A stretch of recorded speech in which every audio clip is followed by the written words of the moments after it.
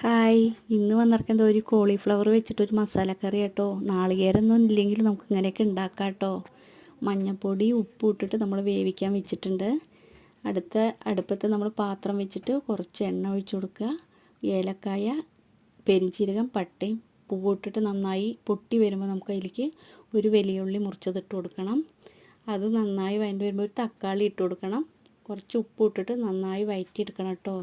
നമുക്ക് നാളികേരമൊന്നും ഇല്ലെങ്കിൽ ചപ്പാത്തിക്ക് അടിപൊളി കറി കേട്ടോ. എല്ലാവരും ഇങ്ങനെ ഒന്ന് ഉണ്ടാക്കി നോക്കണേ, അടിപൊളി ടേസ്റ്റ് കേട്ടോ. നമ്മളിത് വാടി വരുമ്പോഴേ ലേശം ഉപ്പിട്ട് കൊടുക്കുന്നുണ്ട് കേട്ടോ. അപ്പോഴേക്കും ഇതവിടെ നന്നായി ഇത് വെന്ത് വന്നിട്ടുണ്ട്. തണുത്തതിന് ശേഷം ഇത് വാടി വന്നതിന് ശേഷം തണുത്തിട്ടുണ്ട് കേട്ടോ. നമ്മളിപ്പോൾ ജാറിലിട്ട് അരച്ചിട്ട് വരട്ടെ കേട്ടോ. അപ്പോഴേക്കും നമ്മൾ ആ പാത്രത്തിൽ തന്നെ നമുക്ക് കുറച്ച് എണ്ണ ഒഴിച്ചിട്ട് ഈ അരപ്പ് അതിലേക്ക് ഒഴിച്ചു കൊടുത്ത് നന്നായി ആ പച്ച ചൊയൊക്കെ ഒന്ന് പോട്ടെ, നന്നായി കുറുക്കിയെടുക്കുക.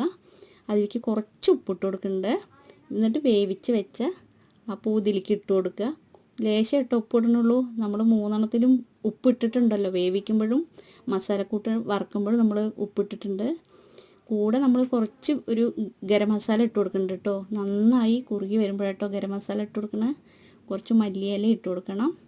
ചപ്പാത്തിയുടെ കൂടെയൊക്കെ അടിപൊളി കറി കേട്ടോ. നാളികേരമൊന്നും ഇല്ലെങ്കിലും എല്ലാവർക്കും ഇങ്ങനെ ഒന്ന് ഉണ്ടാക്കി നോക്കൂ. എല്ലാവർക്കും ഇഷ്ടപ്പെടും കേട്ടോ. എല്ലാവരും ഒന്ന് ടേസ്റ്റ് ചെയ്ത് നോക്കണം. ഉണ്ടാക്കിയിട്ട് ടേസ്റ്റ് ചെയ്ത് അഭിപ്രായം പറയണം കേട്ടോ. അടിപൊളി ടേസ്റ്റ് കേട്ടോ. എല്ലാവരും ഇങ്ങനെ ഒന്ന് ഉണ്ടാക്കി